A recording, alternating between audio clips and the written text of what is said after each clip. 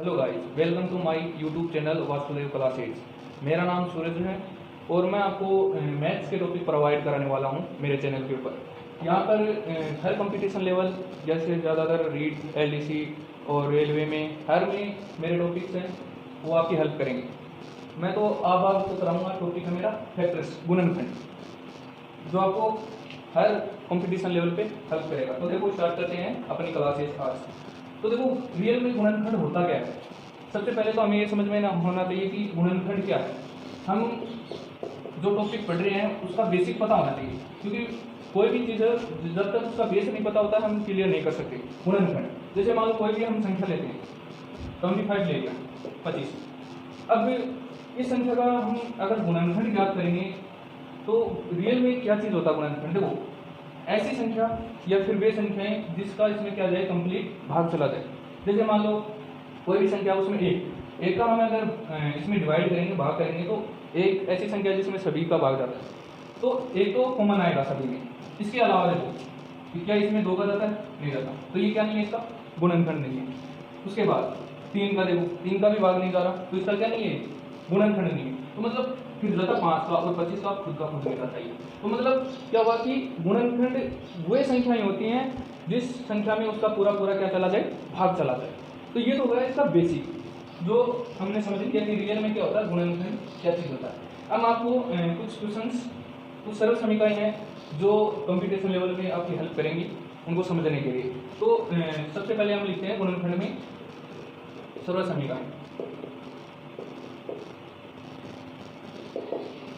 जो आप ट्रिक भी बोल सकते हो, क्योंकि ये सरल समीकरण क्वेश्चंस को, गुणनखंड के क्वेश्चन को सोल्व करने में बहुत हेल्प करती हैं। जैसे कुछ एक सरल समीकरण जो इंपॉर्टेंट है, a प्लस बी की होल स्क्वायर का होता है, जैसे a square B square 2ab, जो आपको 10th लेवल क्लासेज में, मतलब जो 10th की जो बुक है उसमें आपको मिल जाएंगे सरल समीकरण। इसी प्रकार a माइनस बी की होल स्क्वायर, इस तरीके से ये कुछ एक सरल समीकरण हैं जो बहुत इंपॉर्टेंट है, जो गुणनखंड के क्वेश्चनों को करने में हमारी हेल्प करेंगे। इसी प्रकार हम a square minus B square का ले लेते हैं, a माइनस बी और a प्लस बी, स्क्वायर्स के तो हो गए। अब क्यूब के लिए आते हैं,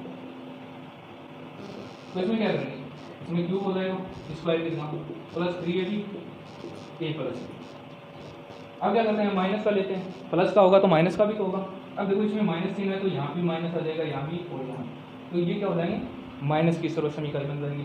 इसी प्रकार और भी बहुत सी सरल समीकरण है हमारे पास जो हम उनको क्लियर कर सकते हैं। जैसे a प्लस बी, जब 3 पद हो, अब ये तो 2 के लिए थी, जब 3 हो और 3 का स्क्वायर हो तब हम कैसे कर सकते हैं, a square plus B square plus C square plus 2ab plus bc plus सी।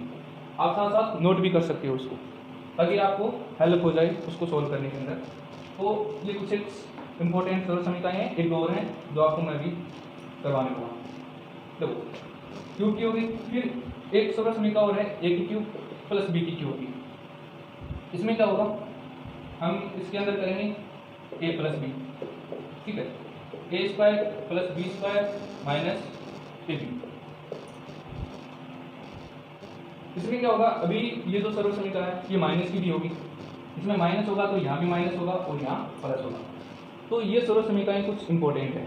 एक लास्ट सरल समीकरण है जो आपकी बहुत इंपॉर्टेंट है, जो ज़्यादातर एग्जाम्स के अंदर पूछी भी गई है, जो मेन इंपॉर्टेंट, a की क्यूब प्लस b की क्यूब प्लस c की cube minus 3abc equal to, ये जो सरल समीकरण है a की क्यूब, हम इसमें क्या करेंगे, a plus B plus C, ये जो सरल समीकरण है a square plus B square plus C square minus A B minus B C minus C. पूछे कि ये सरल समीकरण है, ये इंपॉर्टेंट है, लास्ट वाली मस्ट इंपॉर्टेंट। इसके क्वेश्चंस बहुत बार रिपीट होते हैं। इसमें क्या होता है, इसका जब कंडीशन दे दी जाती है क्वेश्चंस के अंदर, ये कंडीशन आती है a प्लस बी प्लस सी, अगर इसका मान अगर 0 हो तो हम इसको इजी वे में कैसे सोल्व कर सकते हैं। अगर मान लो a प्लस बी प्लस सी का मान अगर 0 हो गया तो ये पूरा का पूरा पद ही क्या हो जाएगा, 0। तो इसको क्या करेंगे, a की क्यूब प्लस b की क्यूब प्लस c की cube minus 3abc equal to 0। अब ये मान आएगा। अब देखो इस माइनस वाले पद को अगर आप इक्वल से दूसरी साइड लेके जाएंगे तो a प्लस a की क्यूब b की क्यूब प्लस c की क्यूब इक्वल टू 3ab। ये भी एक सर्वसमीका के रूप में काम आती है जब उसमें कंडीशन होती है, कंडीशन जब A B plus C equal to 0। अब अपन आते हैं क्वेश्चंस के ऊपर, मेन इंपॉर्टेंट क्वेश्चन। ये तो हमारे सर्वसमीका की जो हम यूज में लेंगे। अब क्वेश्चन की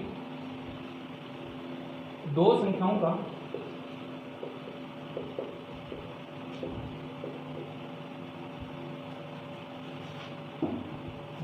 का योग अगर 36 हो तथा गुणनफल तथा उनका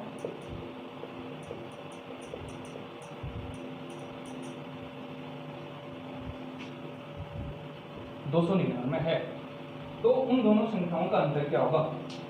तो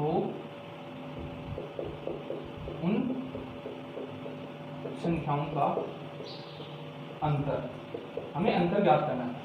अभी देखो दो चीज दी वो हमें लिखनी है। जैसे मान लो हम इसको क्या करते हैं, सोल्व करते हैं, तो लेट्स मान के करते हैं। हम बहुत फास्ट भी कर सकते हैं और स्लो समझने के लिए थोड़ा। देखो एक संख्या मान ली x, माना फर्स्ट संख्या, पहली संख्या क्या है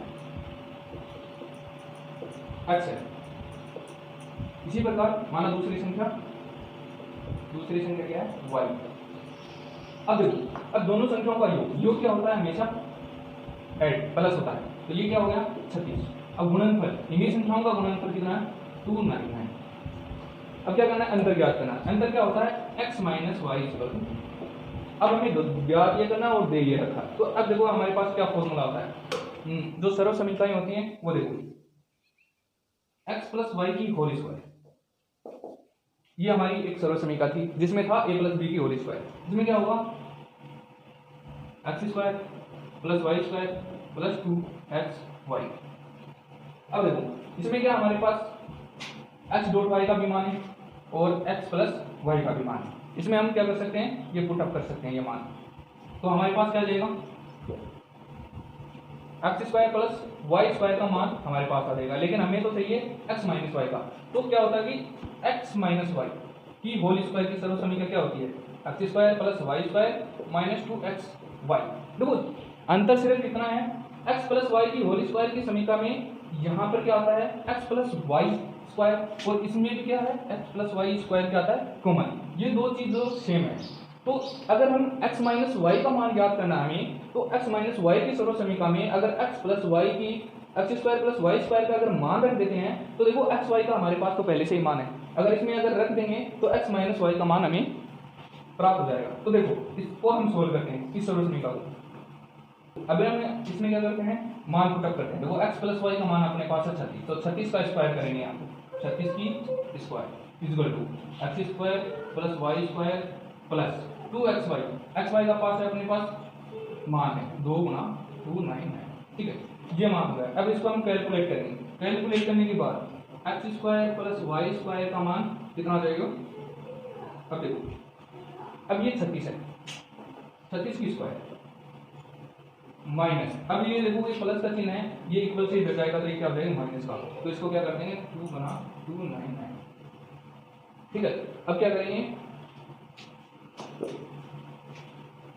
अपने पास x प्लस वाई की होल स्क्वायर, ये x square plus Y square का मान अपने पास आ गया, इसको यहीं पर ही सोल्व कर लेंगे। अब देखो यहाँ रखेंगे x माइनस वाई की होल स्क्वायर, इसमें मान रखेंगे तो देखो x माइनस वाई की होल स्क्वायर, इस समीकरण में रखेंगे तो क्या होगा, ये मान अपने पास कितना है 36 की होल स्क्वायर, फिर माइनस 2xy, ये 36 की होल स्क्वायर प्लस 2 गुना 299, और माइनस में ये अपने पास है माइनस का 2xy, 2 गुना, ठीक है। हम ये मान रख दिया हमारे पास, जो हमारे पास ये मान था ये हमने इस सर्व समीकरण में कर दिया, और लास्ट में जब हम इसको काट पीट के जब हम इसकी कैलकुलेशन करेंगे तो ये मान ये और ये मान ऐड हो जाएगा, तो 36 की स्क्वायर माइनस माइनस ये माइनस, ये हमारा कुछ मान से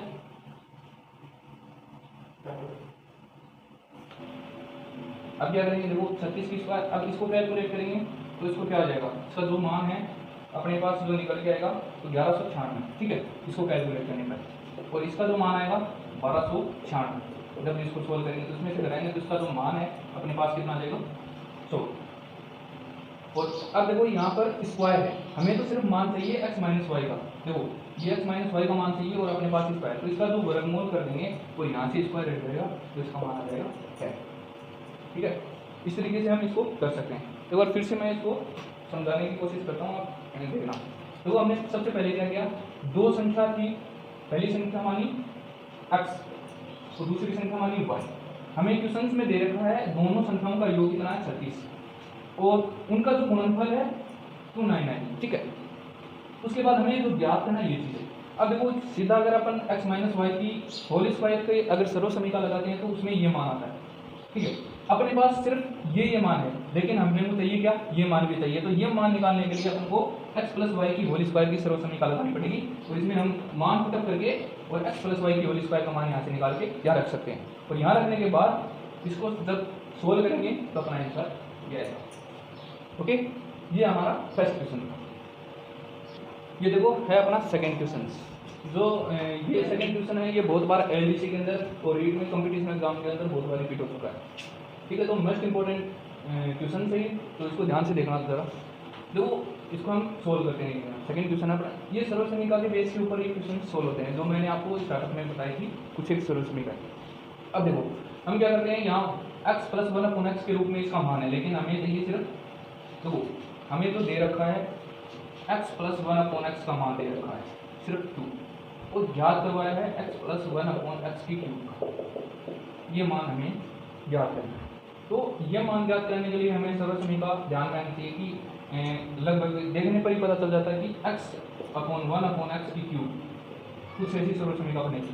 बस डिफरेंट इतना ही है, यहाँ a प्लस b की मान की जगह क्या है x और 1/x, बाकी सर्व समीकरण सेम ही बनेगी। फॉर एग्जांपल मैं आपको फिर से बता रहा हूँ। देखो ये क्या करेंगे, ये क्या होती है a की क्यूब प्लस b की क्यूब प्लस 3ab और a प्लस b, ये हमारी सर्व समीकरण होती है। इसी प्रकार हम इसको सोल्व करके लिखेंगे। देखो x तो x की क्यूब प्लस b 1/x तो 1/x की cube plus 3x dot 1/x, ऐसे करोगे तो क्या हो जाएगा, ये x कैंसिल आउट, तो ये आ जाएगा x प्लस 1/x, ये मान आ जाएगा अपने पास। तो ये क्या हो जाएगा यहाँ से कैंसिल। ठीक है, इस तरीके से हम क्या कर सकते हैं, इसका सर्व समीकरण बना सकते हैं। ये सर्व समीकरण बन गया। अब देखो अपने पास क्या है, अपने को मान किसका चाहिए, x की क्यूब प्लस 1/x की क्यूब। अपने को मान चाहिए ये मान, ये मान अपने को ज्ञात करना है और अपने को ये वैल्यू क्या करनी है, पुटअप करनी है। ये अपने पास वैल्यू है, तो देखो क्या करेंगे, 1/x x प्लस 1/x का मान कितना 2, तो ये कितना होगा 2 की क्यूब इक्वल टू x की क्यूब प्लस 1/x की क्यूब प्लस 3, ये 3 है और गुणा में ये है इसके पास, तो x प्लस 1/x का मान अपने पास ये है, तो गुणा 2। अभी क्या हो जाएगा 2 की क्यूब 8 हो गया, ये हो जाएगा x प्लस 1/x की क्यूब और ये हो जाएगा 6। अब इसको हम और इजी वे में सोल्व करते हैं। देखो ये हो जाएगा x की क्यूब प्लस 1/x की क्यूब, इधर 8 है, ये 8, ये जो 6 है ये इक्वल से इधर आएगा तो ये माइनस का 6, ये कितना हो जाएगा, जो इसका मान है ये हमें प्राप्त होगा और ये है इसका।